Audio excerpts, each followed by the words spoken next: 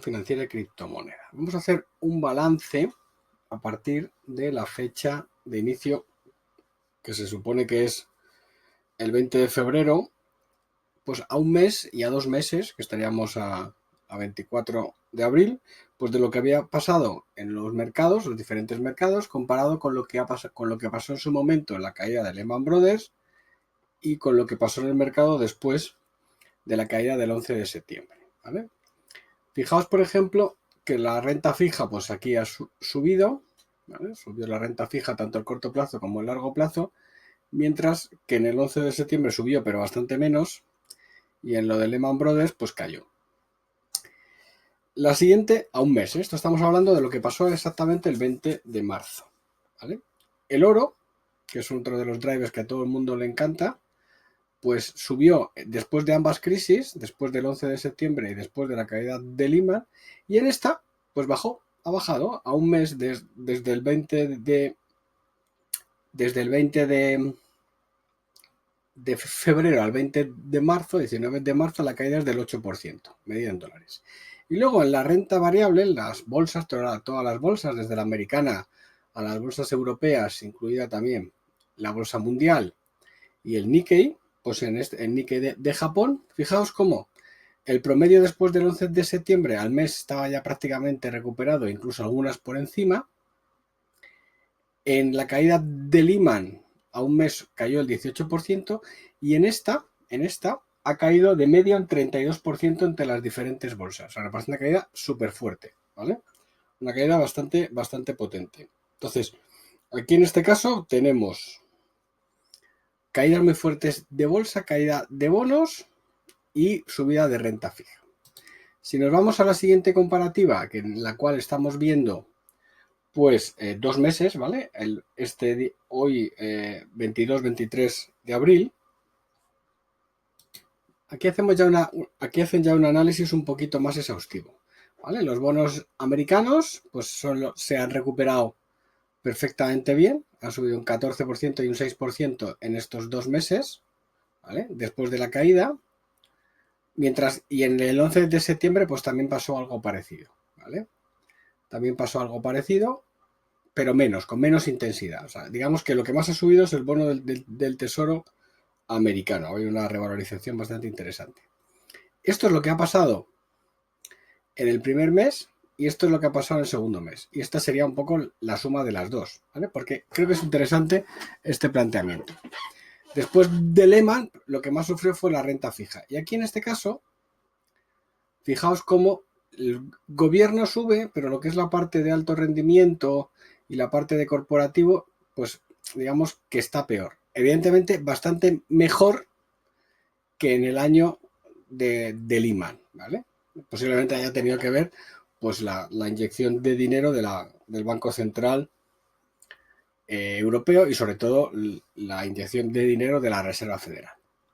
Así que en ese sentido, pues no está mal, ¿vale? Está la renta fija como una diversificación, o sea, la parte de gobierno bien, la parte de corporativo flojita, pero no está tan mal, y el alto rendimiento, que se supone que son los bonos de empresas un poco más, entre comillas, complicadas, más de alto riesgo, pues esos son las que peor. Y en cualquier caso, mejor que en la época de Lehman y el 11 de septiembre, al fin y al cabo, ha sido, comparado con estos dos episodios, pues ha sido bastante más suave.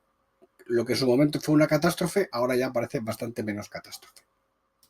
¿Vale? Nos dejamos el petróleo para el final. Entonces, en la renta variable, claramente a los 2 meses ya se habían recuperado después de Lehman, después del 11 de septiembre. Y a los 2 meses, fijaos cómo en este último mes ha habido una recuperación bastante fuerte, o sea, desde el 20 de marzo al 20 de abril, y la media de caída se queda en un 23%, comparado con un 33% con un 27% después de Lehman. O sea que esto es una recuperación, caída muy fuerte y recuperación fuerte, entre comillas, para a los 2 meses quedarnos con una media de caída del 23. Mucho mayor fue la caída en el año de Lehman, ¿vale? Que seguramente se haya endulzado esta caída, ¿por qué?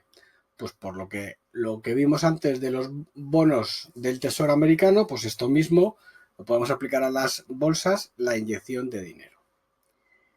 Y la diferencia realmente radical comparado con la otra crisis, porque al final de un 27 a un 23 tampoco hay tanta diferencia.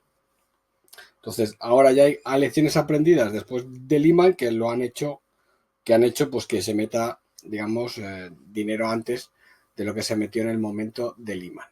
La diferencia realmente espectacular es la caída del petróleo. O sea, aquí el West Texas ha caído un 69%, ¿vale? El primer mes 55, luego 27, en acumulado el 69, y el Brent el 58. Sí, en la época de Lehman cayó en 43. Pero claro, aquí estamos hablando de caer prácticamente un 70%. Y fijaos que en el caso del 11 de septiembre solo un 21%. Entonces, lo que nos vienen a decir es que comportamientos, en algunos casos, mejor la renta variable, en los bonos selectivo, mientras que en materias primas, pues el oro mejor que en la época de Lehman y en el 11 de septiembre, tampoco una cantidad exagerada, pero el petróleo bastante peor. Entonces, ¿qué tenemos que ser? La conclusión que llegan es selectivo. Hay que ser selectivo a la hora de elegir. Entonces, ahora empezará a ver exactamente en qué cosas invertimos.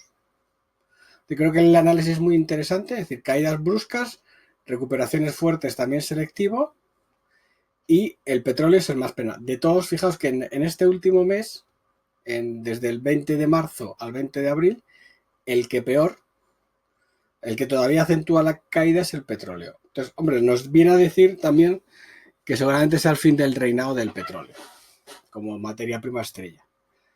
Y el que de media, pues, por la volatilidad mejor se ha comportado, pues seguramente sea, obviando la renta fija, que tiene, digamos, no son movimientos tan fuertes en porcentaje, pues es el oro. Oro ganador, petróleo perdedor, y las bolsas, pues hay que hacer una selección, como siempre, para buscar una media de rendimiento del 23% comparada con el 27%. Interesante análisis, dejaremos los links, y creo que la conclusión es, pues toca ser selectivo a la hora de elegir, y nada más. Un abrazo y hasta siempre.